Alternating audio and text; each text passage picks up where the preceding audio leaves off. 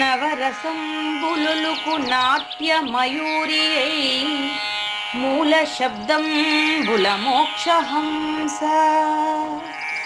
నవరసంబులుకు నాట్య మయూరియై మూల శబ్దంబుల మోక్షహంస. పరమ పవిత్రమౌ పరమాత్మ గీతయే నేడు నాట్యం వాడుచుండెగనుమా. పరమ పవిత్రమో పరమాత్మ గీతయే నేడు నాట్యం వాడుచుండెగనుమ. మునిరతనార్యులు మోదిల్లు శిష్యుండు, మునిరతనార్యులు మోదిల్లు శిష్యుండు సహజాచలుని కంఠ శబ్దరీతి. అజ్ఞానతిమిరంబులంతంబుజేయ అనాది బోధను వినుము ఆర్యులార. అజ్ఞానతిమిరంబులంతంబుజేయ అనాది బోధను వినుము ఆర్యులార. వినుము ఆర్యులార. తెలిపే జ్ఞానేశ్వరుల్ గీతం దివ్య రీతి. తెలిపే జ్ఞానేశ్వరుల్ గీతం దివ్య రీతి. ఆణిముత్యమీ గ్రంథము అచలులార. ఆణిముత్యమీ గ్రంథము అచలులార. ఆదరించిరి గీతను అచల ఋషులు గురుని వాక్కుగా గ్రహించి గురుతుగనుడు. ఆదరించిరి గీతను అచల ఋషులు గురుని వాక్కుగా గ్రహించి గురుతుగనుడు. హరి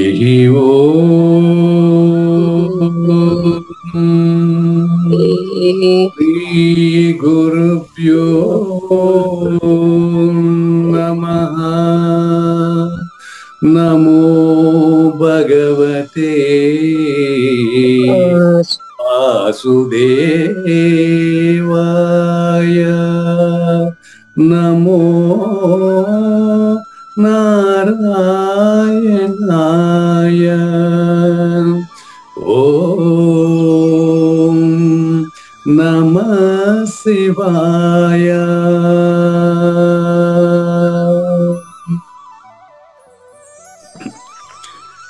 ఈ గీతా జ్ఞానయజ్ఞ కార్యక్రమం మొదలై నిన్నటికి 958 రోజులైందండి. ఈ రోజు 959 రోజు. ఈ గీతా జ్ఞానయజ్ఞ కార్యక్రమం సంకల్పించి నిర్వహిస్తున్న శ్రీ విద్యాసాగర్ గురువు గారికి, శ్రీ వెంకటేశ్వర గురువు గారికి శ్రోతలందరి తరపున ధన్యవాదాలు. ఈనాటి కార్యక్రమంలో పాల్గొన్న ఆత్మస్వరూపులైన శ్రోతలందరికీ కైవల్యాశ్రమం తరపున, అలాగే శ్రీ శివరామ దీక్షితుల వారి అచల యూట్యూబ్ ఛానల్ తరపున హృదయపూర్వక స్వాగతం, వందనాలు తెలుపుతూ గురువు గారిని కార్యక్రమం ఆరంభించమని కోరుతున్నానండి. సర్వము గురువుమయము, సర్వము గురువుమయము. భవరోగ వైద్యుడతడని తెలియుము. సకల విద్యల నిలయము దక్షిణామూర్తి అతడని తెలియుము. మూగవాణి మాటను, ఈ మూగవాణి మాటను శ్రోతలు కోటలు దాటింతురు. గురు కృపా సిద్ధితోనే నేనెంత ఆనందముందినానో. నిజయోగి శ్రీకృష్ణుడు నిజ భక్తుడైనట్టి అర్జునుండు. వీరి సంవాదామృతం జనులారమణ పాలిట అమృతం. వేదవ్యాసుడు దీనిని జనుల యద వికసించునట్లుగాను మహాభారతమందున వెలిగించే కోటి సూర్యుల వెలుగుతో. నిత్య సత్య శాశ్వతమైన పరిపూర్ణం లేకనే జరుగుతున్నట్లు మనకు తెలియబడుతున్న పవిత్రమైన శ్రీమద్ భగవద్గీత జ్ఞానేశ్వరీయ జ్ఞానయజ్ఞంలో 959వ రోజు, అంటే 2023 అక్టోబర్ 18 బుధవారం రోజున ఈరోజుకు ఒక ప్రత్యేకత ఉందండి. జ్ఞానయజ్ఞ ప్రత్యక్ష శ్రోతలు ఎంతో మంది సమాజంలో వింటున్నటువంటి వారందరినీ, ఎక్కువ మందిని ప్రత్యక్షంగా మరి చూసి వారి అనుభూతుల్ని పంచుకున్నటువంటి రోజండి ఈరోజు.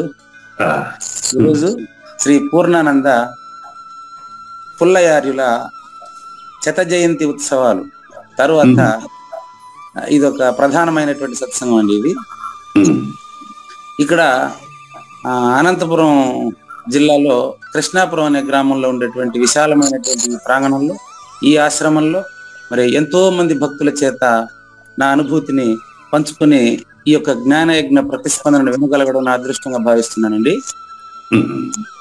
చాలా మందికి తెలియజేస్తున్నటువంటి ఆనందకర సన్నివేశం ఏంటంటే, నేను ఎప్పుడు కూడా నైమిషారణ్యంలో సూత మహాముని చెప్తా ఉంటే మరి శౌనకాది మునులు విన్నారని పురాణ ప్రవచనాలని మనం కావ్యాల్లో విని ఉన్నాం. పల్లపోతుల పుల్లయారీలు స్థాపించింది కూడా అటువంటిదేనండి. అది మనం చూడలే, పురాణాల్లో విన్నాం. ఇది ప్రత్యక్షంగా నేను వచ్చి చూస్తున్నాను ఇక్కడ. అయితే ఇక్కడ ఒక విధమైనటువంటి అభ్యంతరాన్ని కూడా నేను తెలియజేస్తున్నానండి. అభ్యంతరం ఏంటంటే, సూత మహర్షి చెప్పేటప్పుడు శౌనకాది మునులంతా కూడా శిలల్లాగా విన్నారండి. ఇక్కడ జ్ఞానయజ్ఞ ప్రత్యక్ష శ్రోతలుగా ఉండేటువంటి వారికి సమాజంలో ఎంతో మంది గురువులుగా చలామణి అవుతున్న వారు ఎక్కించేటువంటి విషయం ఏంటంటే, ఎవరు ధ్యానం చేయబోకండి, ఎవరు గుడికి పోకండి. మాటి మాటికి కృష్ణ ప్రభువులు కందార్థం ఒకటి చెప్పున్నారు. అదేంటంటే ధ్యానమందు నాటింతురోయి, హంసలందు నాటింతురోయి, వాళ్ళ మాట మీరు వినొద్దండి అన్నారు. ఎప్పుడు చెప్పారంటే ధ్యానం అవసరం లేదని. గురు సూచన అయిన తర్వాత వాడు ఎప్పుడు ధ్యానంలోనే ఉంటాడు కనుక అటువంటి వారికి ధ్యానం అవసరం లేదన్న. ఉదాహరణకు నేను ఇప్పుడు ఇక్కడ నైమిషారణ్యం వంటి ఈ యొక్క పల్లపోతుల పుల్లయారిల ఆశ్రమంలోనే కొత్తగా నేను దర్శించాను ఆయన్ని. ఆయన సూత మహర్షి ఎట్టుంటాడో మనకు తెలియదు. చూడండి, ఇప్పుడు ఈ యొక్క కాటమయ్య గారు ఎట్టుంటారో మీరు చూస్తున్నారు. ఆయన తర్వాత పంపిస్తారు వీడియో. వీరు 3 నెలలు అయిందండి ఆయన నిద్రపోయి. పడుకుంటారు, లేసుకుంటారు, మనలాగే ఉంటారు, తింటారు. అయితే వారు నిద్రపోవడం లేదండి. వారి శ్రీమతి గారు కంగారు పడతారు తప్ప అతనికి ఎలాంటి ఎఫెక్ట్ లేదండి.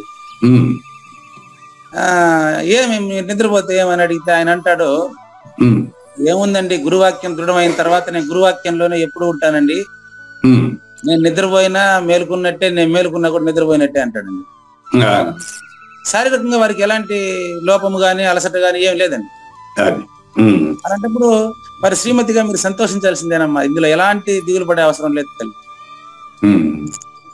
మరి ఇటువంటి అనుభూతి కలిగినటువంటి దీంట్లో ఇప్పుడు అటువంటి వాళ్ళ కాటమాయికి సరిపోతుంది. అయ్యా మీరు కూర్చొని ధ్యానం చేయండి నేను చెప్పలేను ఆయనకి.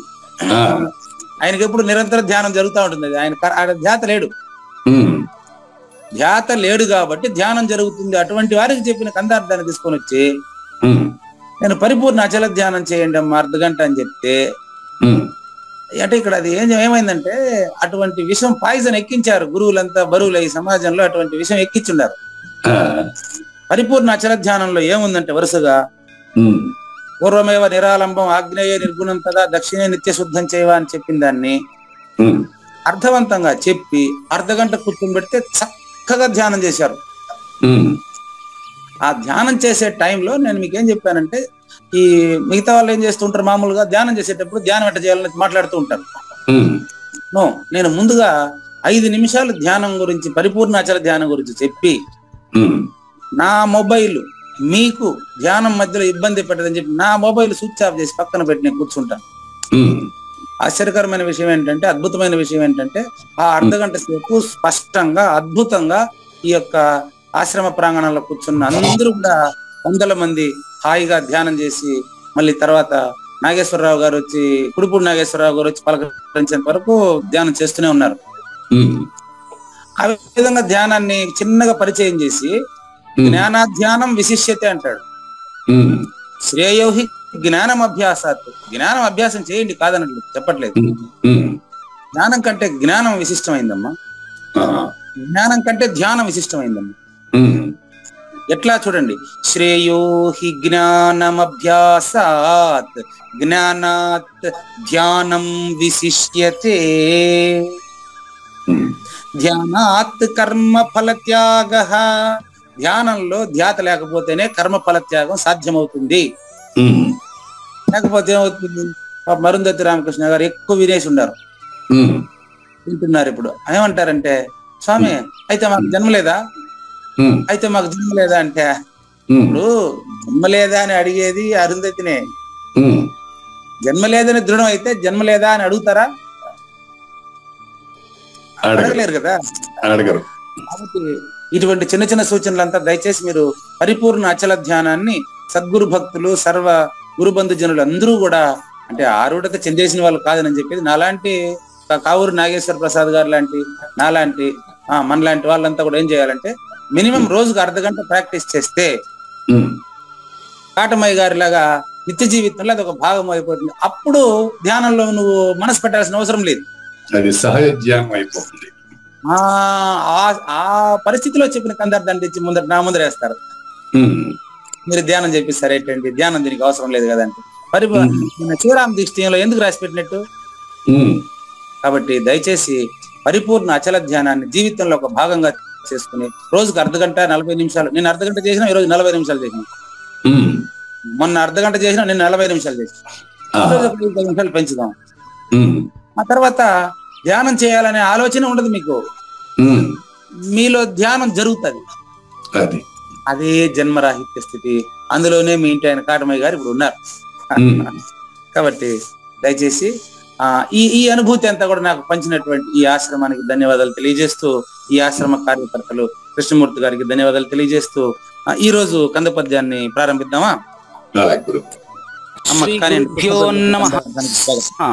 శ్రీమద్భాగవత కృష్ణదేశిక ప్రభువులు రచించిన 292 కందార్థ దరువులు సంపూర్ణంగా జ్ఞానయజ్ఞంలో రోజుకొకటి చొప్పున వ్యాఖ్యానించబడిన విషయం శ్రోతలకు విదితమే. ఈ కందార్థ దరువులను రచించిన 19 సంవత్సరాల వరకు అవి ముద్రణకు నోచుకోలేదని, వాటిలోని నిగూఢ భావాలను మరింత స్పష్టం చేస్తూ రచయిత క్షరాక్షరోపాధి ద్వయదోషరహిత పరమతత్వ కందములు 261 రచించారని, తదుపరి సద్గురు శుభాశీస్సులతో ఈ రెండూ కలిపి ఒకే పుస్తకంగా ముద్రించారని పెద్దలు చెప్పగా విన్నాం. పుస్తకం ఇప్పుడు మన భక్తులతో చాలా మంది దగ్గర ఉంది. ఈ కందపద్యాలు భగవద్గీతకు ఉత్తర గీత వలె సద్గురు భక్తులకు కందార్థ దరువులలోని ఎన్నో సమస్యలకు సమాధానమై విలసిల్లుతోంది. ఎంతో ఉపయోగకరమైనటువంటి ఈ కందపద్యాలను రోజుకు ఒక్కొక్కటి చొప్పున వివరించాలని అడిగిన ప్రత్యక్ష శ్రోతల కోరిక మేరకు జ్ఞానయజ్ఞంలో శ్రీకృష్ణ పరమాత్మ సందేశానికి ముందే ప్రతిరోజు కృష్ణ ప్రభువుల దర్శనం మహద్భాగ్యంగా భావిస్తూ ముందుకు వెళదామా? ఉన్న లేనే మొయనకన్ ఉన్నది బయలనుచు ఏమో ఉంటిని, లేనంచెన్ను లేనట్టి నిన్నును పన్నుగని లేని నీవు పరుగిడవోయి. పెట్టండి. చాలా సంతోషం అమ్మా. దేవి గారు, శ్రీమతి దేవి రాజశేఖర్ అద్భుతంగా వినిపించారు, చాలా సంతోషం. ఈ యొక్క 69వ కందపద్యంలో కొన్ని సూచనలు ఉన్నాయండి. అది రాత్రి అరుంధతి రామకృష్ణ గారు మీరు అడిగిందేనమ్మా. రాత్రి ఆ సూచనలు నాకు మళ్ళీ జన్మ లేదు కదా అంటే దాని గురించి ఈ కందపద్యం. ఇప్పుడు ఉన్న లేనే కన్, నేను పరిపూర్ణంగా ఉన్నాను కాబట్టి నాకు జన్మ లేదేమో అని అనుకునేది కూడా జన్మ ఉండే స్థితేనాయన. ఇప్పుడు పరిపూర్ణంగా నేను ఉన్నాను కాబట్టి, ద్వాదశి షోడశి నాకు తెలిసిపోయింది కాబట్టి ఇంక నేను పరిపూర్ణంగా ఉన్నాను అనుకోవడం కూడా ఎరికేనమ్మా. క్లియరా మీకు? కానీ గురువు గారు, సహజంగా ఇది అందరికి వచ్చే సమస్య. నేను ఏ స్థితిలో ఉన్నాను, అసలు ఆ పరిపూర్ణ స్థితిలో నేను ఉన్నానా అనేది ఎస్టాబ్లిష్ చేసుకోవటానికి వాళ్ళు అడిగినట్టు నాకు అనిపిస్తుంది. నాకు కూడా ఇటువంటి ప్రశ్న ఉత్పన్నం అవుతుంది. చాలా మంది కూడా అడుగుతూ ఉంటారు. ఇది నిజమేనండి, నేను కూడా చెప్తున్నాను కదా, నాకు కూడా ఉంది అది సందేహం. ఎవరు లేదన్నారు? నాకు కూడా సందేహం ఉందండి. ఇంకా నాకు సందేహం నివృత్తి కాలేదండి. 1116 ఎపిసోడ్లు పూర్తి అయ్యేలోపు ఎప్పుడో ఒకప్పుడు అయిపోతుంది. అయ్యో ఎంత మాట. అనుమానం లేదు. ఇది 1116 రోజులకి సద్గురు డిజైన్ చేశారు. దీన్ని 959వ రోజు దాదాపు ఒక చిన్నపాటి వీడియో కూడా తీసేశారు ఇప్పుడు.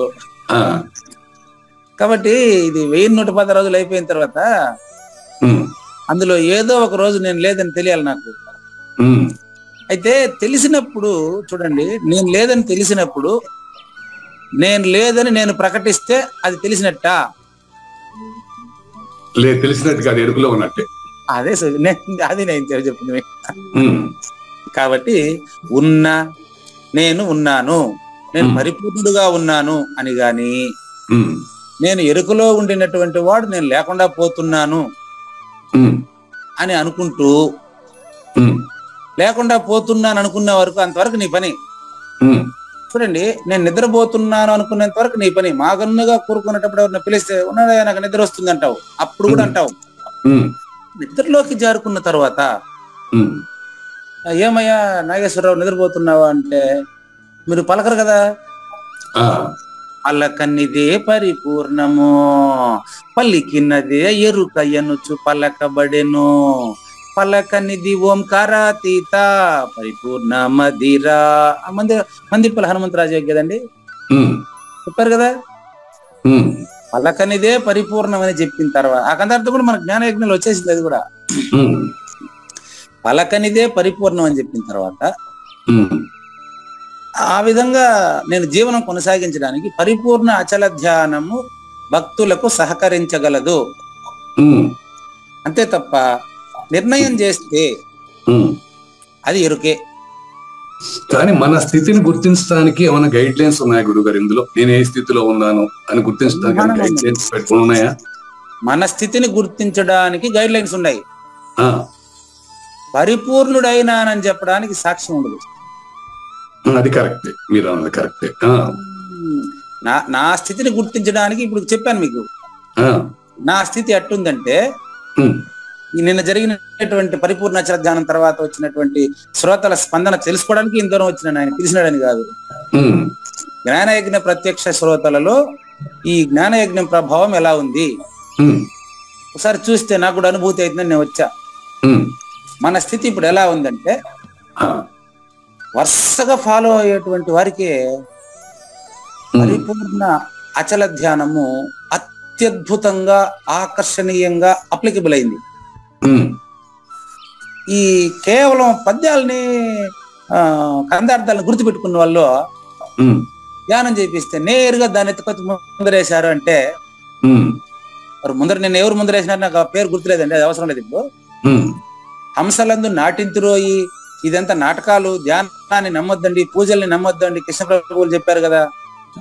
దానము ధర్మము సగుణ ధ్యానం చేస్తా ఉంటే అచలము బయలు మాట్లాడదేమి అనే కందార్థాలంతా ఉపయోగించారు కదా, మళ్ళీ మీరు ధ్యానం చేయిస్తున్నారు కదా అని అడిగేటువంటి వారికి దృఢం కాలేదనే చెప్తాను. పరిపూర్ణ దృఢం కాలేదు, వారి స్థితి కూడా వారికి అర్థం కాలేదు. పక్కనే ధ్యానం చేయమంటే ఆ కందార్థం తెచ్చి ముందరేస్తున్నారంటే గుడికి పోతా ఉంటే కూడా వద్దంటాడు. గుడికి పోతా ఉంటే వద్దనేది కూడా ఎరికే కదా నాయన. కాబట్టి నా స్థితిని గుర్తించేదానికి కందపద్యాలు, బోధలు, జ్ఞానయజ్ఞం పనికి వస్తుంది. అచల పరిపూర్ణ స్థితిని నేను గుర్తించేదానికి నేను లేను. అది సూచన, అది సూచన. నేను ఉన్నానని గాని లేకపోతున్నాను అనేది గాని నిద్ర ఉదాహరణగా చెప్పాను మీకు. ఎట్టి నిర్ణయము చేయక ఉన్నది బయలనుచు అది నీలో నిర్ణయం చేసుకో. పరిపూర్ణమే ఉన్నది, నేను లేను అని నీకు నువ్వు నిర్ణయం కావాలి తప్ప లేనేమో క్వశ్చన్ మార్క్ కాదు ఇది. అరుంధతి గారు రాత్రి అడిగింది కూడా జన్మ లేదని ధృవీకరించదు. జన్మ లేదు కదా, నాకు జన్మ లేదు కదా అని. ఎట్ట లేదమ్మా అంటే చెప్పలేరు. ఎట్ట లేదమ్మా అంటే ఎట్లా చెప్తారంటే గురుకృప ఉంది కదా, నాకు గురుకృప ఉంది కదా అంటే గురుకృప అనేది ఎట్టుండది అనేది నీకు తెలిసింటే నువ్వే గురువు అని తెలియాలి కదమ్మా. నువ్వే గురువు అని తెలియాలా. నిన్న వచ్చినావు స్పష్టంగా నువ్వే గురువు అమ్మా, మీకు ఎవరో ఒక ఆమె ఉపదేశం అడుగుతున్నారు కదా, నా దగ్గర తీసుకోవాలని పిలుచుకొచ్చినారు కదా. సహజాచల రాజయోగి దగ్గర ఉపదేశం ఇప్పించాలని పిలుచుకొని వచ్చినారు, ఆమె కూడా వచ్చారు కదా. ఎంత స్పష్టంగా చెప్పినా మీకు, నాకు అటువంటి అలవాట్లు అటువంటి ఇదంతా నాకు పోయిందమ్మా, ఎప్పుడు అట్లాంటిదంతా నేను చేసేది లేదు. ఉపదేశం ఎవరికి అవసరం? శిష్యునికి అవసరం. ఇవ్వాల్సిన అవసరం ఎవరికి? చెప్ప నేర్చుకునే వాడికి అవసరం.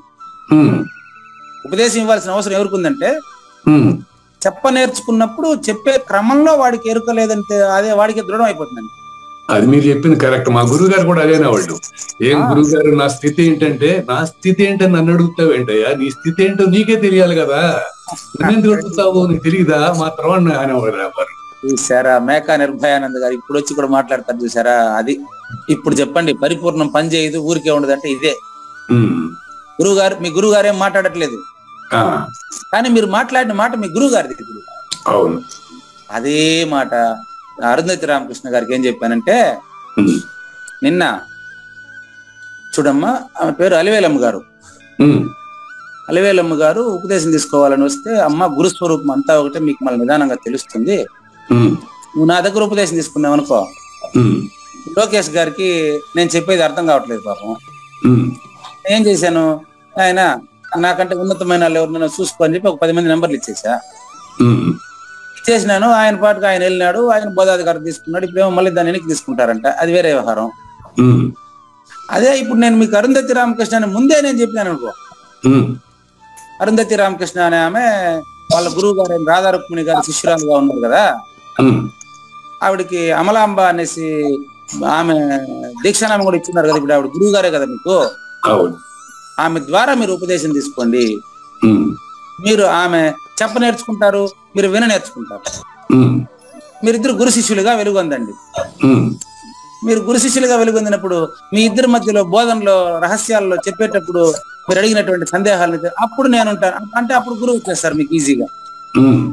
శిష్యుడికి గురువు ఉంటాడండి, గురువుకు శిష్యుడు ఉండడండి. ఆ స్థితి రావాలంటే గురు శిష్యానికి అతీతంగా ఉండేది సూచన అయిపోవాలండి. అది అయ్యేంత వరకు కొంచెం ఓపిక పట్టాలి, తొందరపడవాకండి. కాబట్టి స్వతసిద్ధమైనటువంటి పరిపూర్ణం ఉండదని నీలో దృఢమైతే కన్ఫ్యూజ్ అయ్యేవాడు పోతాడు.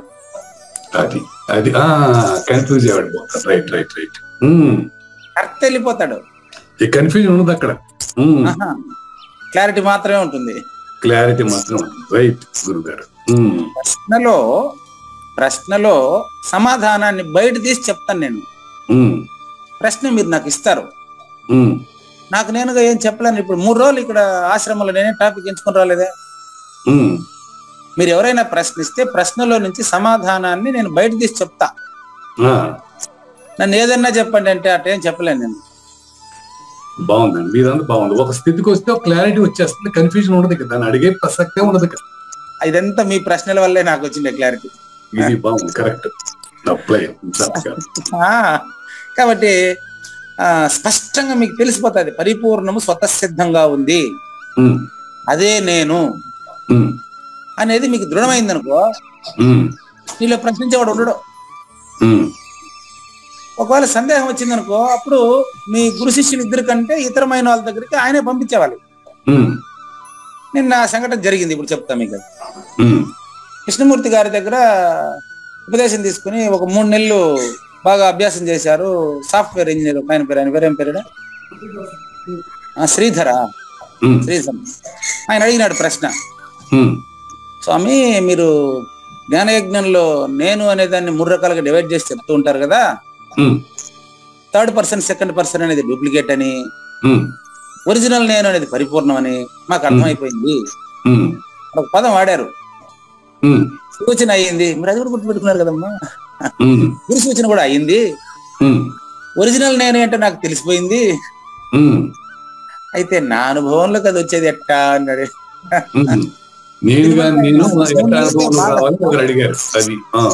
ఇప్పుడు వారి అవగాహన మీకు అర్థమైపోతాడా? అవునండి, నేనుగా నేను ఏంటి అది నేను కాని నేను, ఒరిజినల్ నేను నాకు తెలిసిపోయింది అంటాడు. మళ్ళీ నన్ను ప్రశ్న అడగలేదాడు ఆయన. ఒరిజినల్ నేను నాకు తెలిసిపోయింది, గురు సూచన అయిపోయింది. ఆ నేను ఒరిజినల్ నేను నా అనుభవంలోకి ఎట్టొస్తుంది అనేది ఆయన ప్రశ్న. ఖచ్చితంగా ఈ ప్రశ్నకు గురు శిష్యులు ఇద్దరు కూడా, గురువుకి ఇప్పుడు వాళ్ళ కృష్ణమూర్తి గారికి తెలుసు, కానీ ఆయన చెప్తే నమ్మబుద్ధి కాదు. కృష్ణమూర్తి గారి దగ్గర ఉపదేశం తీసుకుని 3 నెలలు అభ్యాసం చేసిన వెంటనే ఇంత గొప్ప పరిప్రశ్న తెచ్చినటువంటి ఆయన మనకు 100 రోజులు సత్సంగం చేస్తే గానీ మీకు ఆ ప్రశ్న రాలే. ఇటువంటి ప్రశ్న మీకు చూసుకోండి 100 రోజుల ముందు వచ్చి ఉండదు అసలు. ఆయనకు పరిపూర్ణం నాకు తెలిసిపోయింది అన్నట్టు లెక్కే అది. ఒరిజినల్ నేను నాకు తెలిసిపోయిందండి, కాకపోతే అది నా అనుభవంలోకి వచ్చేది ఎట్టా అనేటువంటి ప్రశ్న వేశారండి. చూడండి, ఇప్పుడు థియరీ రూపంలో తెలిసిపోయింది శ్రీధర్ గారు మీకు.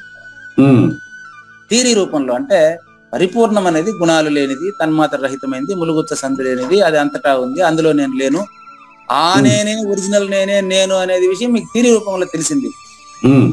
నీ మనసులో నాకు పరిపూర్ణం తెలిసింది అంటే అది తెలియనట్టు.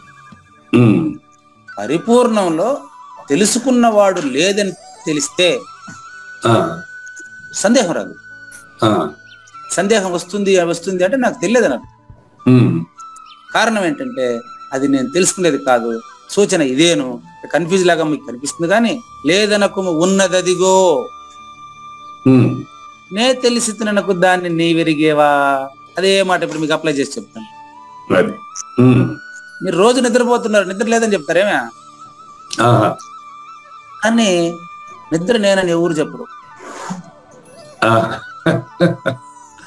బాగా గమనించండి, ఎవరు చెప్పరు. జ్ఞానయజ్ఞంలో ప్రకటిస్తాను, ఎవరు చెప్పరు. జ్ఞానయజ్ఞంలో ప్రకటిస్తాను నేను. నిద్ర నేను ఎవరు చెప్పరు. గుర్తుపెట్టుకోండి, పరిపూర్ణమే నువ్వు అని నేను చెప్తా. నువ్వు చెప్పట్లే, నేను చెప్తాను. ఎందుకు చెప్తాను తెలుసా? అవధూత స్వామి వెనకాల నాకు వెన్ను తట్టి ప్రోత్సాహం ఇస్తా ఉన్నాడు తాతగారు. నేను చెప్పినట్టు లెక్కలేదు అది. ఎందుకు తెలుసా? స్పష్టంగా నెంబర్ 71 అర్థం. నీ నిజ రూపమే అచలము, నీ నిజ రూపం బయలు నిజముగా ఎప్పుడు. ప్రూఫ్ మీకు అక్కడ. రూపము అంటే రూపం కాదండి, నిజ స్థితి, నిజ స్టేట్. స్టేట్ అంటే రాష్ట్రం అని వాడు ఇంగ్లీష్ లో ట్రాన్స్లేట్ చేసుకుంటే, స్టేట్ అంటే స్థితి అని. స్థితి, నీ నిజ స్థితి పరిపూర్ణమే. పరిపూర్ణ అచల ధ్యానాన్ని పాటించడం వల్లనే మీకు తెలిసిపోతుంది స్పష్టంగా. కానీ దయచేసి నేను ధ్యానాన్ని మాత్రమే ప్రోత్సహిస్తున్నానని, ధ్యానం పనికిరాదని కృష్ణ ప్రభువులు చెప్పేదని వ్యతిరేక భావాలు వాదులాట పెట్టుకోబాకండి. ఉదాహరణ చెప్తా ఇప్పుడే. రమణ మహర్షి అట్ట వాళ్ళకి ఆయన చెప్పింది ఏది ధ్యానంలో నాటిస్తారు అవంతా, అట్లాంటి వాళ్ళకి అవసరం లేదు. కాళహస్తిలో ఒక సద్గురువు ఉన్నాడు. సిగరెట్ ఎలకాలి, సిగరెట్ ముట్టిస్తానే తానే ఉంటాడు కానీ ఆయన మనసులో ఎలాంటి చలనం ఉండదు. అటువంటి వాళ్ళకి ధ్యానం కొత్తగా చేయాల్సిన అవసరం లేదన్నాడు. ఏమి తెలియక 4 కందార్థాలు బట్టి కరెక్ట్ గా ధ్యానం చేయకుండా సోంబేరిగా ఉండేదానికి మాత్రం ఆ కందార్థం ఒకటి మాత్రం నేర్చుకొని మీకు ధ్యానం అవసరం లేదు, మీకు పూజలు అవసరం లేదంటే. కాబట్టి తెలుసుకునేంత వరకు తెలుసుకునేవాడు ఉంటాడండి. ప్రూఫ్, నిద్రపోయేంత వరకు నిద్రపోని వాడు ఉంటాడండి. అంటే వీళ్ళు సాధన లేని సాధన పరిపూర్ణం అని అచలం అని చెప్తారు కదండి. దాన్ని పట్టుకుని వీళ్ళు ధ్యానం అవసరం లేదు, అది అవసరం లేదు, పూజ అవసరం లేదు, ఎట్లా గుడి అవసరం లేదు అంటూ ఉంటారు. అంటే వాళ్ళది ప్రాక్టికల్ నాలెడ్జ్ కాదు అని తేలిపోయింది. అంటే ఇక్కడ మరి చెప్పడంలో అర్థం ఏంటి? సాధన గాని సాధన పరిపూర్ణం అంటాం. సాధన గాని సాధన పరిపూర్ణం అంటే అర్థం ఏంటంటే వెరీ సింపుల్ అండి. ఎంతో కష్టపడి బాగా అలసిపోతే గానీ గాఢ నిద్ర రాదు, కానీ అలవడం నిద్ర కాదు.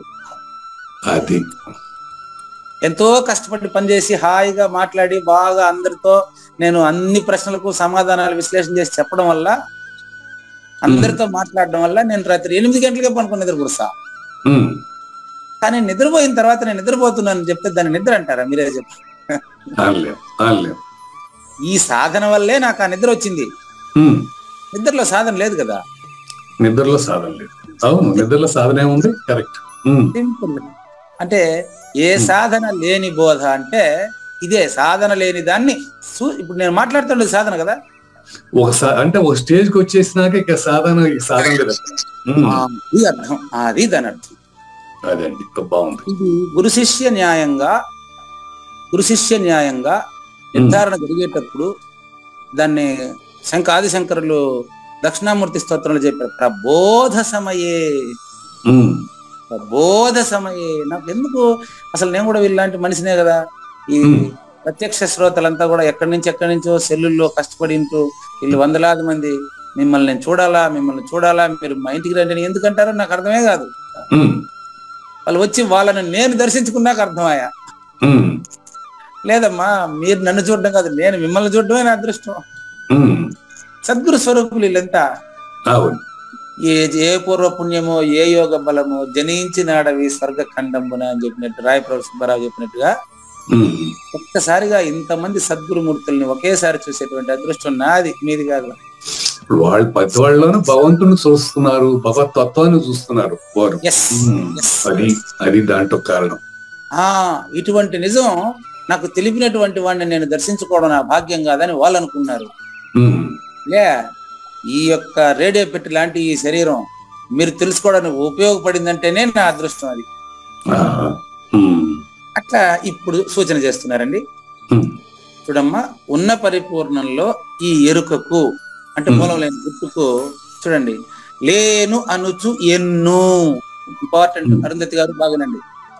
లేని నిన్ను, నంచెన్ను లేనట్టి నిన్నును, అది కదా అది సూచన.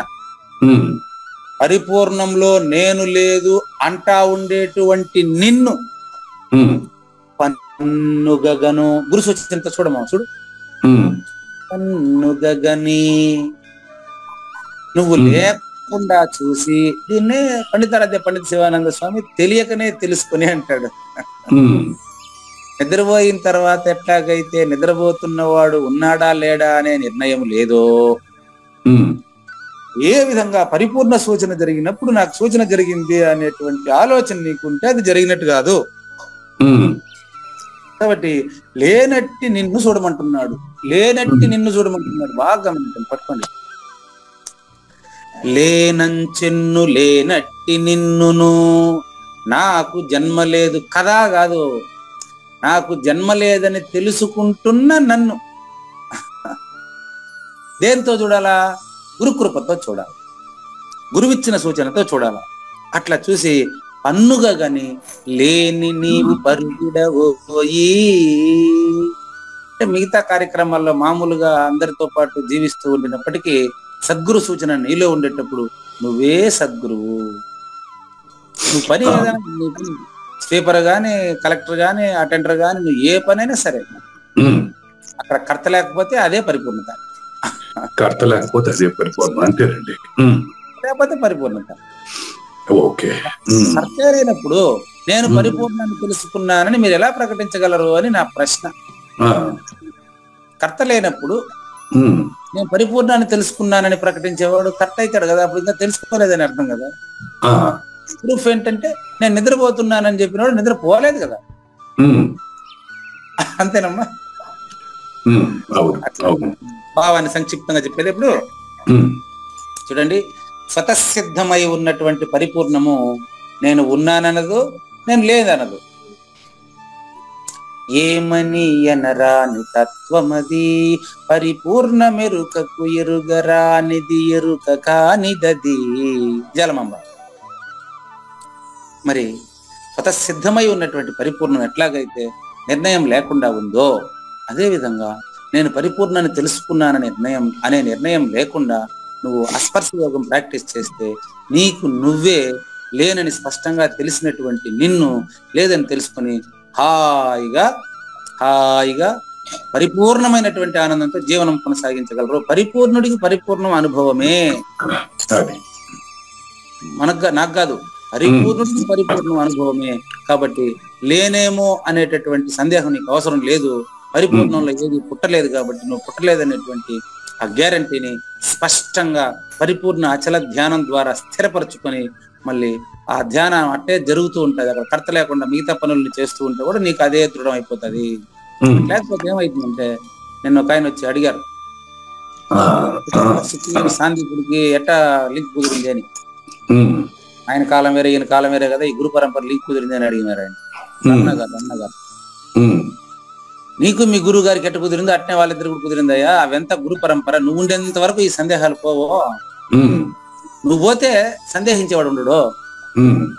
కాబట్టి గురు శిష్యులు లేనటువంటి పరిపూర్ణంలో నువ్వు లేదని నిర్ణయం అయిన తర్వాత నీకు ఇట్లాంటి ప్రశ్నలంతా రాదు. అంటే పరిపూర్ణుడికి పరిపూర్ణం గురించి స్పష్టంగా తెలుస్తుంది. గ్యారంటీగా ఇన్ని రోజులకి నా జన్మ ధన్యమైందండి. 959వ రోజు కావూరి నాగేశ్వర ప్రసాద్ గారి నుంచి నాకు రావాల్సిన సమాధానం వచ్చింది. అట్లా స్వతసిద్ధమైన ఉండే దాంట్లో అనుభవం లేదు కనుక లేదు. అదే స్వతసిద్ధమైన దాంట్లో అనుభవం లేదు. పరిపూర్ణుడికి పరిపూర్ణమే అనుభవము, ప్రపంచిక అనుభవం లేదు. మీ పరిపూర్ణుడికి పరిపూర్ణం అనుభవం అయిపోతుంది కాబట్టి ప్రాపంచిక అనుభవం ఇంక ఉండదు వాడికి. కానీ ప్రవర్తిస్తాడు ప్రపంచంలో, కరెక్ట్ ఉండడు, ఆటమయ్య గారి లాగా ఉంటాడు. ఆయన బోధించడు, ఎవరికి ఏం బోధించడండి. అది వాళ్ళ శ్రీమతి గారి కంగారు. అంతే, ఎవరికి ఏం బోధించడో ఏమి చెప్పడు, నిద్రపోడు. 3 నెలలు అయింది నిద్రపోయి. అంటే ఆ రోజు ఇదే విధంగా ఇదే స్థితిలో ఉన్నటువంటి రాముడిని చూసి దశరథుడు కంగారు పడ్డాడు.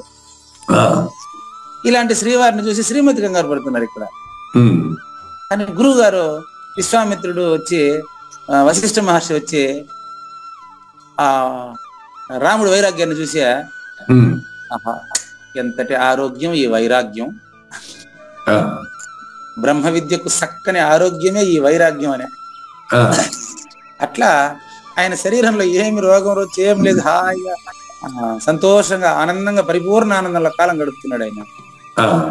పల్లపోతుల పుల్లయారిల శిష్యుడు ఆయన. ఆయన పూర్ణానందం ఈలోనే కనిపిస్తా ఉన్నది. దాన్ని మీరు చూసినప్పుడు మీకు ఆయన పైన ఎలాంటి ఆందోళన రాదు. హాయిగా అన్ని పనులు చేసుకుంటూ హాయిగా ఉన్నారు కదా, మీకేం ఇబ్బంది పెట్టట్లేదు కాబట్టి మీరేం కంగారు పడే అవసరం లేదు. కాబట్టి అటువంటి స్థితిలో స్వతసిద్ధమైన ఆ పరిపూర్ణంలో మూలము లేకనే గుర్తెరగబడుతున్నటువంటి 16 అక్షరాలకు సంబంధించినటువంటి నేను అనే మూలం లేని గుర్తెరిగే శరీరం లేదని తెలిసి పన్నుగా కని అంతవరకు సూచన అండి. పరుగిడబోయే అనేది వాచ్యార్థం. ఇక్కడికి పరిగెత్తాల్సిన అవసరం లేదు, ఎరుక రహితం అవుతుంది అని ఒక సూచన అంతే. నువ్వు ఉండద్దు, నువ్వు ఉంటే పరిపూర్ణం కాదు, నువ్వు లేనిది పరిపూర్ణం, అదే నిజమైన నేను. శ్రీధర్ గారు చెప్పినట్టు నిజమైన నేను తెలియడం స్థితి కాదు, ఉండడం స్థితి. పదాలు పట్టుకోవాలి మీరు.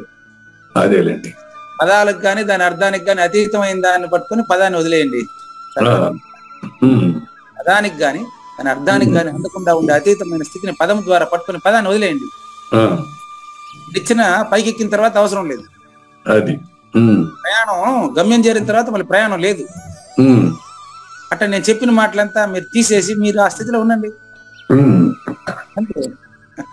కాబట్టి నేనుగా నేనులో ఎరుక ఉండదని మీరు చెప్తున్నారు, అదే కదా అడిగిన దానికి సమాధానం. అది very clear, very clear, very clear. ఆ స్థితిలో ఆయనకు నిన్నే అది క్లారిఫై అయి ఉంటది. అదేలేండి, శ్రీధర్ గారికి అడిగింది అదే ఉద్దేశం. కాబట్టి అద్భుతమైన సూచన చేసినటువంటి ఆ యొక్క కృష్ణ ప్రభువులకి ధన్యవాదాలు తెలియజేస్తూ, అమ్మ విజ్ఞాన రెండో భాగం శ్లోకం నెంబర్ 9 రజోగుణ ఆహారంలో అద్భుతమైనటువంటి సూచన ఏంటంటే, మనకు ఆహారం అంటే మనం తినేది మాత్రమే అనుకున్నాం, కానీ సాత్విక ఆహారంలో చూసాం. దానికి భగవద్గీత 2వ అధ్యాయం 69 కాదు 59లోనే విషయం మనకు నిన్న అమ్మాయి గారు చూపించారు సౌమ్య. ఏమని నిరాహారస్య దేహిన, అది టక్కుని పెడతారు చూడండి. ఇప్పుడు కూడా 59 తీసుకొచ్చి ఇక్కడ చూసుకోండి, స్పష్టంగా ఉండదండి. విషయ వినివర్తంతే నిరాహారస్య దేహిన రసవర్జం రసోప్యస్య పరం దృష్ట్వా నివర్తతే. ఇక్కడ నిరాహారం అని ఉంది కాబట్టి ఆహారము నిరాహారము అనేటువంటి పదాలకు అర్థాలు సద్గురుముఖంగా విచారించినప్పుడు 5 రకాలు మనకు ఆహారం అని తెలుస్తుంది. అంతెందుకు, ఆత్మానం రథినం విద్ధి శరీరం రథమేవతు బుద్ధిం తు సారథిం విద్ధి మనః ప్రగ్రహమేవచ ఇంద్రియాని హృదయాన్యాహుకు విషయాన్స్తేషు గోచరాన్ అంటాడు. శరీరం అనే రథంలో సప్తధాతువులతో, సప్తాశ్వ రథమారూఢం అంటే సప్తధాతువులతో కూడిన శరీరం అని అర్థం అండి. సూర్యాష్టకం విన్నారు మీరు, సప్తాశ్వ రథమారూఢం ప్రచండం కశ్యపాత్మజం అంటే 7 సప్తధాతువులతో తయారైన ఈ శరీరంలో జనన మరణం అనే ఒకే చక్రము కలిగినటువంటి ఈ రథంలో మూలము లేని గుర్తెరిగే శరీరమే ప్రచండంగా వెలుగుతున్నటువంటి జ్ఞానం. అటువంటి జ్ఞానాన్ని నడిపించేటువంటి బుద్ధియే సారథి. పార్థ సారథి అంటే పార్థివ శరీరము అంటే భూమి వికారమైన శరీరము అని అర్థం. భూమి వికారమైన ఈ శరీరంలో ఈ యొక్క మనసుకి 5 రకాల ఆహారాలు ఉంటాయి. మనసు కళ్యం. మనసును గన మనసు ఇంద్రియాలని బుద్ధి చెప్పినట్టుగా మనసు ఇంద్రియాలని కంట్రోల్ చేయకపోతే ప్రారంభంలో 5 దారుల్లో వెళ్ళిపోయిందంటే ఎన్ని జన్మలు వస్తాయో నాకు తెలియదు. అది మనసు బుద్ధి చేత కంట్రోల్ చేయబడకపోతే ప్రాబ్లం వస్తుంది. ఏం ప్రాబ్లం అంటే జనన మరణాలు. అంతేనండి. మంచి పుణ్యకార్యాలంతా చేసుకుంటే వచ్చే జన్మలో మంచి జన్మ అంటే అది మానవ జన్మే కదా. ఇప్పుడు వచ్చేది అదే కదా. మరి పుణ్యపాపాలకు అతీతం అయిందని తెలుసుకుంటే, జన్మ లేదని తెలుసుకుంటే ఎన్ని జన్మలు ఉన్నప్పటికీ నీకు బంధం లేదు కదా. ఆడ పదం పడి ఎన్ని జన్మ లేదని తెలుసుకుంటే ఎన్ని జన్మలు ఉన్నప్పటికీ బంధం లేదు. అదేందండి, జన్మ లేదని తెలిస్తే ఎన్ని జన్మలు ఉన్నప్పటికీ బంధం లేదు అంటే అర్థం ఏంటి? రాముడు నేనే రాముడుగా ఉన్నాను, నేనే కృష్ణుడిగా ఉన్నాను అని చెప్పినట్టు మనకు రాసి పెట్టారు. రాముడైనా కృష్ణుడైనా ఈగైనా దోమైనా బల్లి అయినా ఏదైనా జన్మ లేనటువంటి వాడికి అస్పర్శ యోగం పాటిస్తున్నటువంటి ఏకైక సద్గురుమూర్తి దక్షిణామూర్తికి బంధం ఎట్టుంటదండి? అట్లా ఆహారము అనేది అబద్ధపు గుర్తుకి 5 ఆహారాలు. అదే శబ్దము, స్పర్శ, రూపము, రసము, గంధము.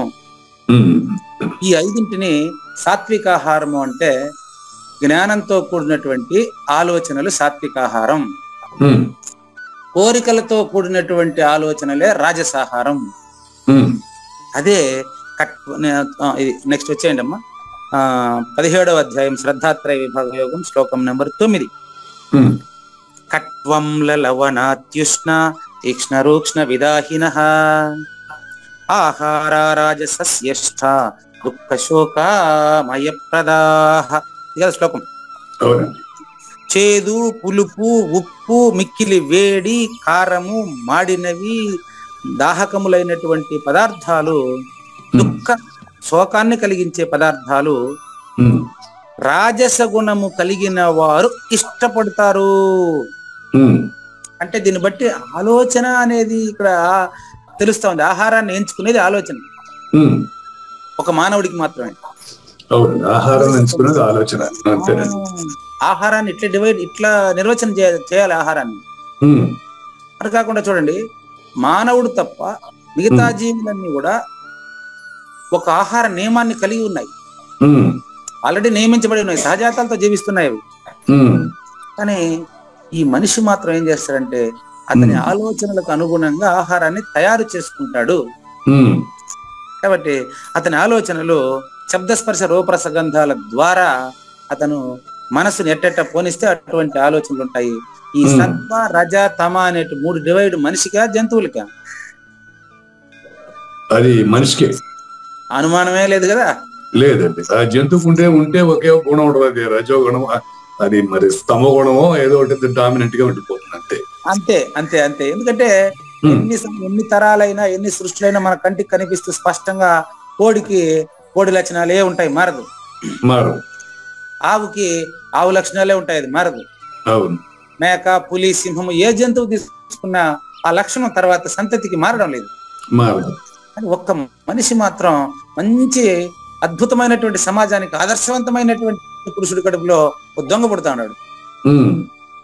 మంచి ఇక్కడ చూడండి, ఇంతవరకు ఇది కొనసాగుతా ఉంది, తర్వాత మనకు తెలియదు దీని గురించి. మంచి ఇక్కడ పల్లపోతలు పుల్లయారులు అనేటువంటి ఆయన అందరికి వచ్చిన వాళ్ళందరికీ భోజనం పెట్టి బోధ చెప్పేవారు. వాళ్ళ పొలంలో పడినటువంటి పంట అదే పనిగా ఎంతమంది వచ్చినప్పటికీ బోధ చెప్పేవారట. నిజానికి ఇదంతా కూడా అవధూత స్వామి ఏర్పాటు చేసినటువంటి ఆ యొక్క విధానం అండి, జీవన విధానం. కాబట్టి అటువంటి కడుపులో అటువంటి ఆయనే జన్మించాడు. ఆయన రిటైర్డ్ మున్సిపల్ కమిషనర్ అయినప్పటికీ శేష జీవితాన్ని నాన్నగారి ఆశయాన్ని నెరవేర్చే పని మీదనే ఉన్నాడు ఆయన. కంప్లీట్ గా ఈ కృష్ణాపురం అనే ఈ విశాలమైన ఆశ్రమానికి ఎంతమంది వచ్చినప్పటికీ ఆయన ఖర్చులతోనే పెట్టి బోధ చెప్తాడు. ఎన్ని రోజులైనా ఉండొచ్చు. ఇది చూస్తున్నాం మనం. కాబట్టి ఇక్కడ మానవులు ఆ విధంగా అందరికీ ఉండారని మనం చెప్పగలమా? ఒక సత్పురుషుడికి చెడ్డవాడు పుడుతున్నాడు, మరి పనికిరాని చేష్టలు ఉండేటువంటి దుర్మార్గమైన గుణాలు ఉండేటువంటి వ్యక్తికి ఒక సాత్వికుడు జన్మిస్తున్నాడు. అవును, చూస్తున్నాం సమాజంలో చాలా చోట్ల, అన్ని చోట్ల చూస్తున్నాం కదా. కనుక మానవ జన్మ ఎంత గొప్ప అద్భుతమైనటువంటి వరమో అంత ప్రమాదకారి కూడా అని మనకు అర్థమైపోయింది. ఎంత అదృష్టమో మానవ జన్మ రావడం, అంత ప్రమాదం కూడానండి. సో మానవ జన్మ అదృష్టం, అది ప్రమాదకారి కూడా ఖచ్చితంగా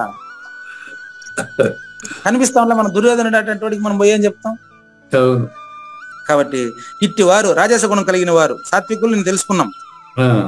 రాజసులు ఇక్కడి నుంచి జ్ఞానేశ్వర భగవద్గీత తీసుకోమా 9వ శ్లోకానికి 1, 2, 3, 4 లైన్ల తర్వాత. ఇట్టివారు వేడిగా రుచివంతంగా ఉండే భోజనము ఇష్టపడతారు. నిప్పు వలె కాలిపోతూ ఉండాలి, వేడివేడిగా ఉండాలి వారికి.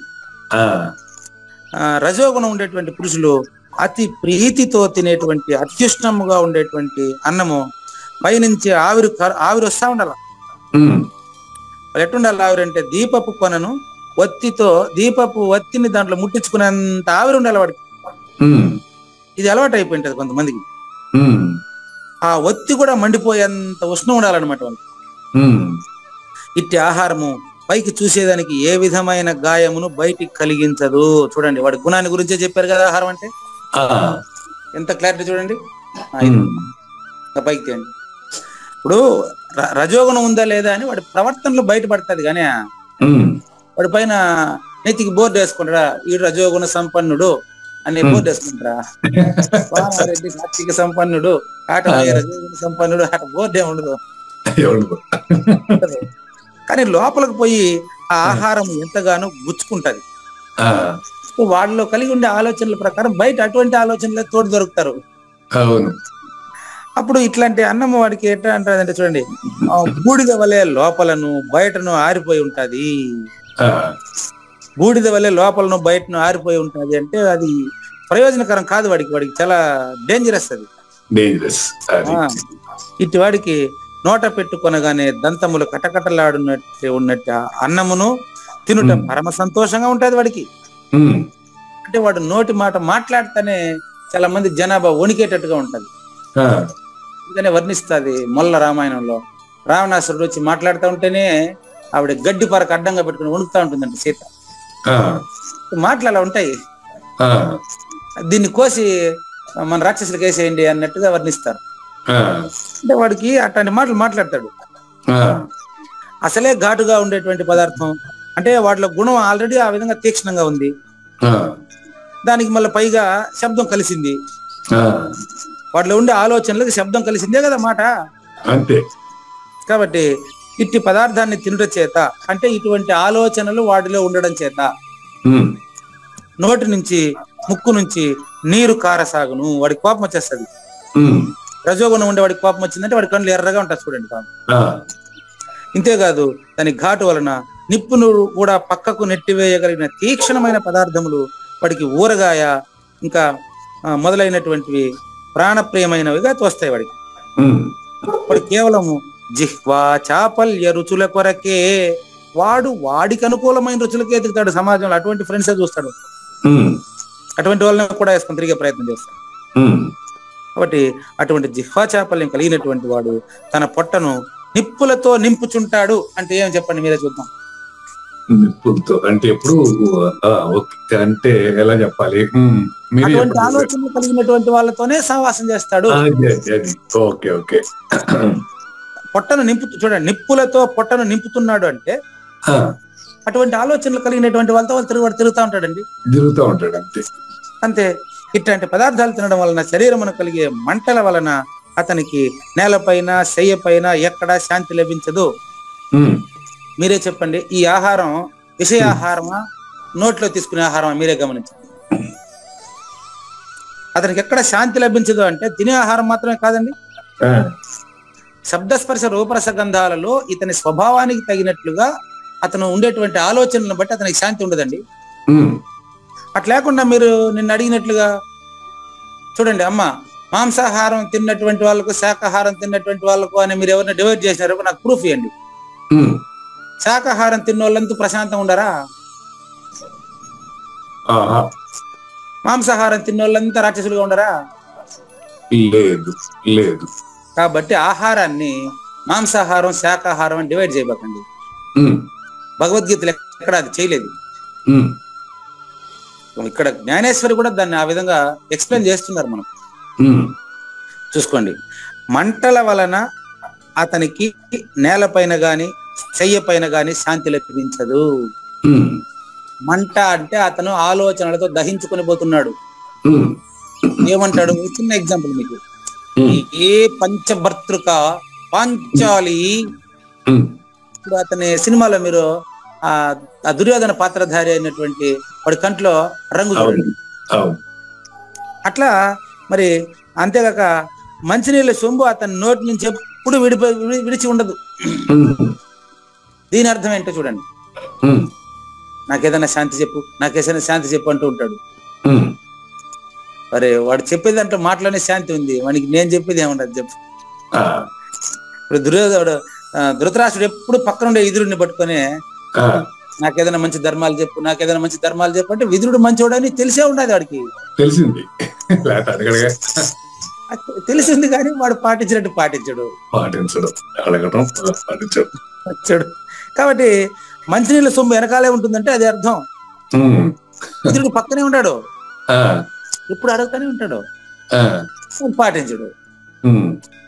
మా బాగా నీతి అంతా చెప్పి నువ్వు ఎన్నెన్న చెప్పు విదురా, నా కొడుకు రాజ్యం రాలేదంటే మాత్రం నేను ఒప్పుకొని ఇప్పుడు ఏం చేయమంటారు? రజోగుణం అండి. అట్లా ఈ పదార్థాలన్నీ కూడా ఈ రీతిగా ఉండడం వలన ఆహారము కాదు, అది మంచి ఆలోచనలు కాదు. దీన్ని బట్టి ఆహారం అంటే ఆలోచన సమాహారం అని అర్థమవుతుంది. అట్లా కాకపోగా శరీరంలో ఉండే రోగం అనేది చూడండి, ఏం రోగం అంటే అదే బాగా గమనించండి. భగవద్గీతలో ఆహారాన్ని గురించి ఎక్కడా కూడా తినే ఆహారాన్ని విభజించలేదు అని నేను గుడ్డిగా వాదించేవాడిని ఇంత ముందు. ఇప్పుడు శాస్త్రీయంగా నిర్ధారణ జరుగుతుంది, చూసుకోండి. గుడ్డిగా వాదించేవాడిని అంటే నాకు సూచన మాత్రమే ఉంది, గురు సూచన. నేను ఏడాదికి వచ్చి నిర్ణయం చెప్పేది జ్ఞానేశ్వరి మాదిరి నేను చదువుకున్నానా? చూడండి కావాలంటే, శరీరమందు రోగమనే కాల సర్పమును వాడు మేలుకొలుపుతాడు. కాల సర్పము అంటే భవరోగం అండి. కాల సర్పం అంటే యమధర్మరాజుతో మీటింగ్ అండి. యమధర్మరాజుతో మీటింగ్ ఎవరికి ఉంటుంది? మళ్ళీ పుట్టేవాడికి ఉంటుంది. కాబట్టి శరీరమునందు రోగం అనే కాల సర్పమును మేల్కొలిపి దాన్ని ఉత్తేజితం చేసే సాధనాలు చేస్తాడు వాడు. ఇట్టి అన్నము లభించడంతోడనే, అంటే ఇటువంటి ఆలోచనలు వాడికి కలిగిన వెంటనే రజోగుణ సంపన్నుడికి ఏష క్రోధ ఏష రజోగుణ సముద్భవ మహాశనో మహాపాప్మ విద్యేనమిహ వైరినం అని చెప్పారు. ఇది అగ్గిలో నెయ్యి పోస్తే ఆరిపోతుందా? ఆ విధంగా ఈ రజోగుణ సంపన్నుడికి ఎన్ని జన్మలు వచ్చినా వాడు హీనుడవగుణంబు మానలేడు. ఎలుక తోలు తెచ్చి ఏడాది ఉతికిన నలుపు నలుపే గాని తెలుపు రాదు. బొగ్గు పాల కడుగ పోవునా మలినంబు అంటారు. బొగ్గుని పాలతో కడిగితే దాని మలినం పోద్దా? వాటిలో గుణం అది ఉంది, మనం ఏం చేయాలి చెప్పండి? కాటుకుని తెల్లగా చేయండి, కాటుకుని అట్టుంటది వాడితో మనం మాట్లాడితే. అందుకని సాధన సంపద లేకుండా ఉపదేశం చేయబాకండి. సాధన సంపత్తి వస్తే అప్పుడు ఉపదేశం చేస్తే ఈ గుణాలు తేడా కూర్చొని కనీసం సేపు కూర్చొని వినేదానికైనా వాడికి ఓపిక ఉంటుంది. రజోగుణంతో రగిలిపోతా అంటే 5 రోజులు తీసుకుని ఉపదేశం ఇచ్చేసి 5,000 తీసుకుని బోధాధికారం ఇచ్చేసి వాడు మొత్తం వసూలు చేసుకుంటా, వాడు తిరుక్కుంటా ఉంటాడు తినేసి తాగేసి. అదేంది సాంప్రదాయం అది? పైగా ఇంకొక అద్భుతమైనటువంటి ఆశ్చర్యకరమైనటువంటి అసహ్యకరమైనటువంటి ఒక విషయం, అవధూత స్వామి పగడాల వెంకటేశ్వర అవధూత స్వామి శిష్యుడు మందిపల్లి హనుమంతరాజయోగి అండి. హనుమంతరాజయోగి రాసిన 21 కందార్థాలు అర్థమైన వాడు ఎవడైనా కోర్టుకు పోతాడా? గురుగారు హనుమంతరాజయోగి 21 కందార్థాలు అర్థమైన వాడు ఎవడైనా కోర్టుకు పోతాడా? బాగా గమనించండి. 21 కందార్థాలు రాసినప్పటికీ ఆయన శిష్యులు కోర్టుకు పోయినారంట. వాళ్ళకి ఏమైనా సిగ్గు ఉండాలి కదండి. ఆయన శిష్యులు కోర్టుకు పోయి ఇది మేమే దీనికి వారసులు అని కోర్టుకు పోయినారంట. ఇప్పుడు మళ్ళీ వాళ్ళ పరంపర ఏమైంది తెలుసా? ఆయన కోర్టుకు పోయి సాధించుకొని ఆయన సపరేట్ పీఠాలు అంతా వసూళ్ళు, 500కు ఉపదేశం, 5,000 రూపాయలకు కానీ ఇంకా ధనవంతులు అయితే కడియాలు ఇంకా అన్ని కూడా ఏమైనా చేసుకొని మనకు ఇది రజోగుణం అండి. ఇది ఏమైందంటే చివరికి వాళ్ళ కొడుకులు ఇద్దరికి ఇప్పుడు అన్ని పీఠాల పైన నాది నాది అని ఇద్దరు మళ్ళీ కోర్టుకు ఎక్కుండారండి. నాకు నిన్నే తెలిసేది. అంటే ఏమైంది, ఇప్పుడు కోర్టుకు పోయేటోళ్ళు ఏమయ్యా, కోర్టులో భౌతికం కదా, కోర్టు భౌతిక విషయాలను కదా చెప్తాదే. కోర్టుకు పోకుండా ఎట్టుండాలనో అచల పరిపూర్ణ ప్రబోధ చెప్పింది. అయ్యా మీరు కోర్టుకు పోయేదని కాదయ్యా అచల పరిపూర్ణ ప్రబోధ నేర్చుకుని మీరా? మీకు పీఠాలు ట్రస్టులు ఏంటికి మీకు? ఒక్కసారి ఆలోచించుకోండి. కోర్టుకు పోయి దాన్ని సాధించినారు కాబట్టి ఇప్పుడు ఏమైంది, ఆయన కొడుకులు ఇద్దరు మళ్ళీ కోర్టుకు పోయినారంట. ఏమని? నేనే వారసుడు, దీనికి నేనే వారసుడు అని. ఇది అహంకారం తప్ప ఇది మూర్ఖత్వం తప్ప ఇంకోటి ఏమైందండి? అక్కడ నేను వదలటం అనే ప్రసక్తి లేదు, ఎరుక వదలటం అనే ప్రసక్తి లేదు. కాబట్టి కావూరి నాగేశ్వర ప్రసాద్ గారు అచల పరిపూర్ణ బోధలో మంత్రాలు తీసుకున్నప్పటికీ ఈయన రజోగుణం వదలలేదు కాబట్టి నీకు రాజసిక ఆహార లక్షణములను, అటువంటి ఆలోచనలను, వాటి పరిణామములను గురువు కలిగినప్పటికీ, ఇప్పుడు వీళ్ళు శివరామ దీక్షిత అచల గురు సాంప్రదాయమా అసాంప్రదాయమా చూడండి. శివరామ దీక్షిత అచల గురు సాంప్రదాయం అని బోర్డు వేసుకొని మీరు భగవద్గీత ఎత్తుకొని వచ్చి కృష్ణుని గురించి మాకు ఛానల్లో చెప్తారా అని అడిగినటువంటి వారు ఇప్పుడు మరి ఇన్ని పీఠాల పైన కోర్టుకు వేసుకుని పీఠాలు సొంతం చేసుకోవడానికి ఆలోచిస్తూ కోర్టులకు తిరుగుతా ఉండేవాళ్ళు అచల సాంప్రదాయకులు ఏమో ఆలోచించండి. ఏమైనా నేను చెప్పేస్తున్నా, నేను ఎవరికి పోటీ కాదు, నిన్నే ప్రకటించేశానండి. నేను ఎవరికి కొత్తగా ఉపదేశం చేయను, నేను ఎవరికి ఎక్కడా నేను ఆశ్రమ నిర్మాణం చేయను. నా వ్యక్తిత్వ నిర్మాణం చేసుకుంటే చాలు, నాకు ఆశ్రమ నిర్మాణం అవసరం లేదు. కాబట్టి వాటి పరిణామాలంతా స్పష్టంగా మనకు కనిపిస్తా ఉంది. కాబట్టి ఉదాహరణలతో సహా కరెంట్ అఫైర్స్ అంటే జరుగుతున్న సమకాలీన అంశాలతో సహా జ్ఞానేశ్వరి దయ వలన మనకు స్పష్టంగా తెలిసిపోయింది. దీనికే ఇంత బట్టింది. ఇంకా తామస లక్షణాలు ఎట్టుంటాయో తండ్రి. ఇప్పుడు తామస పురుషులకు ఎలాంటి ఆహారము ప్రీతికరంగా ఉంటుంది? బహుశా మీరు అసహించుకోవచ్చు, అయినా జ్ఞానేశ్వరి ఎక్స్ప్లెయిన్ చేస్తారు కాబట్టి నేను చెప్తాను. మీరు ఇది అసహించుకున్నా మరి నేను చేయగలిగింది ఏం లేదు. కాబట్టి ఈ తామస లక్షణాలకి శ్లోకం మాత్రం తెలుసుకొని మరి భావాన్ని రేపు చూద్దామండి. శ్రీ భగవాను వాచ యాతయామం గతరసం పూతి పర్యుషితం చయత్ ఉచ్ఛిష్టమపి చామేద్యం భోజనం తామసప్రియం. ఏ భోజనం అయితే, ఏ ఆలోచనలు అయితే తామసులు ఇష్టపడతారో దాన్ని చెబుతున్నాను. ఏ భోజనం తెలుసా?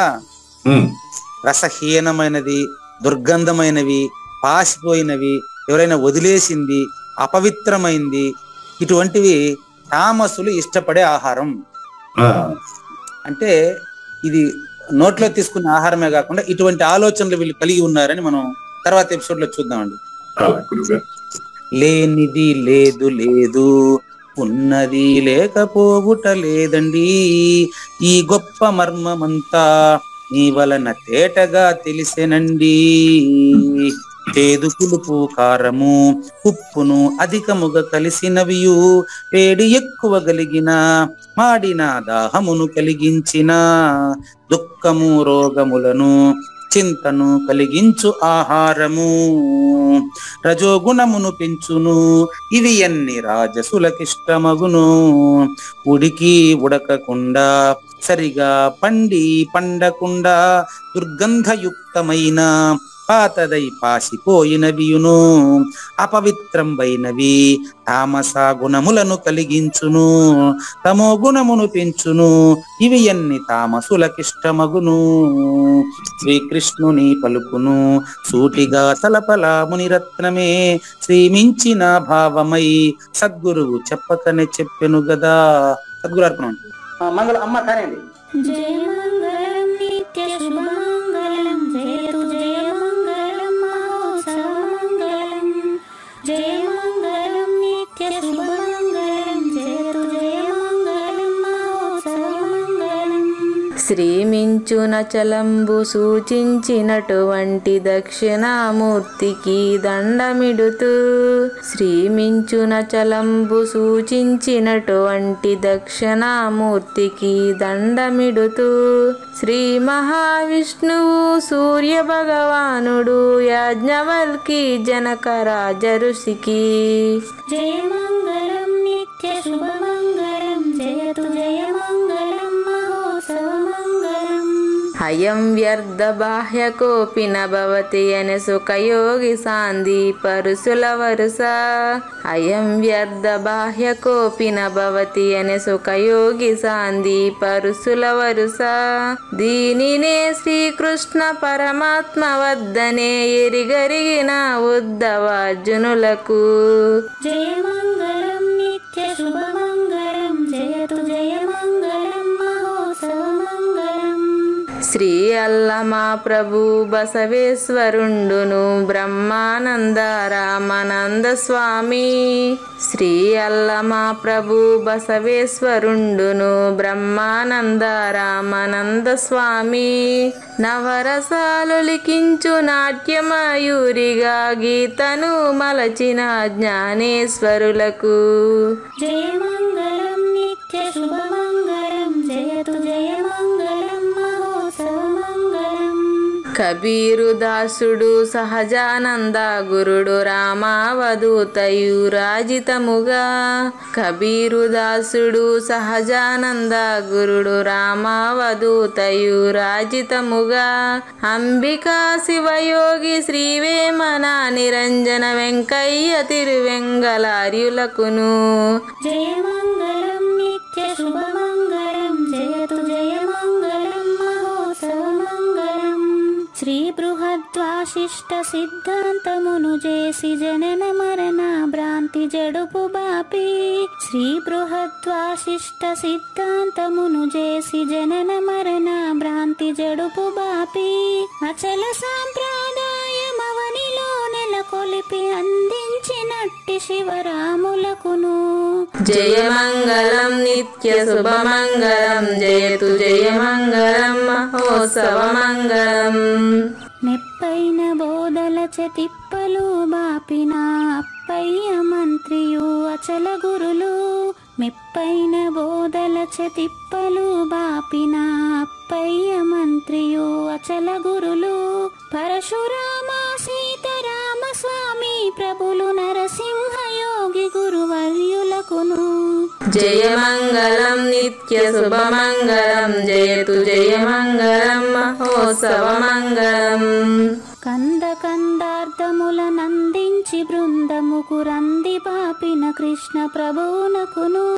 కంద కందార్థముల నందించి బృందముకు రంది బాపిన కృష్ణ ప్రభువునకును. పలుకులా కందనిది పరబయలు ఇది అని పలికిన ఫీల్కాన లక్ష్మణునకు జయ మంగళం నిత్య శుభమంగళం జయతు జయ మంగళం మహోత్సవ మంగళం. ఫీల్కాన లక్ష్మణుల ప్రియ శిష్యవర్యుండు అవధూతయని పేరావనియందు. ఫీల్కాన లక్ష్మణుల ప్రియ శిష్యవర్యుండు అవధూతయని పేరావనియందు. పాఠాలు నేర్పించి పీఠాలు ఏర్పరచి శంఖబాపిన వెంకటేశ్వర అవధూతకు జయ మంగళం నిత్య శుభమంగళం జయతు జయ మంగళం మహోత్సవ మంగళం. బట్టబయలున ఎరుక పుట్టనే లేదని బాలాజీ సింగు ఈ కీలు తెలిపే. బట్టబయలున ఎరుక పుట్టనే లేదని బాలాజీ సింగు ఈ కీలు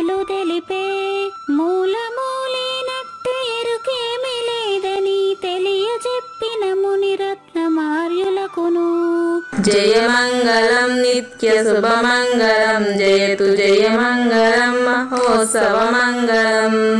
నరస్వప్నము వంటి సురస్వప్నమిది అని పరిపూర్ణ దర్శినిని ప్రకటపరచి, నరస్వప్నము వంటి సురస్వప్నమిది అని పరిపూర్ణ దర్శినిని ప్రకటపరచి, సహజాచల రాజయోగి సద్గురు కృపచే సాంప్రదాయక గురుల సరసన జేరే. జయమంగళం నిత్య శుభమంగళం జయతు జయమంగళం మహోత్సవమంగళం. నిష్కల్మషానంద నిజ గురుని శిష్యుండు లింగమూర్తి లిపిని పొందుపరచి, నిష్కల్మషానంద నిజ గురుని శిష్యుండు లింగమూర్తి లిపిని పొందుపరచి, కార్వేటి నగరము పురవాసుడైనట్టి పూజారి వెంకటేశునకంకితం విధి. జయమంగళం నిత్య శుభమంగళం జయతు జయమంగళం మహోత్సవమంగళం. జయమంగళం నిత్య శుభమంగళం జయతు జయమంగళం మహోత్సవమంగళం. జై సద్గురు ప్రభు మహారాజ్ కి జై. జై గురుదేవ్ అండి. శ్రోతలందరి తరఫున వెంకటేశ్వర గురు గారు ధన్యవాదాలు చెప్తూ శాంతి మంత్రం. పూర్ణమదః పూర్ణమిదం పూర్ణాత్ పూర్ణముదచ్యతే పూర్ణస్య పూర్ణమాదాయ పూర్ణమేవావశిష్యతే. ఓం తత్సత్. ఓం శాంతి శాంతి శాంతి. హరి ఓం. అశరీరం సర్వదా అస్తి శరీరం రహితం సదా అయమేవ సద్యో ముక్తి అన్యథా భ్రమకారణం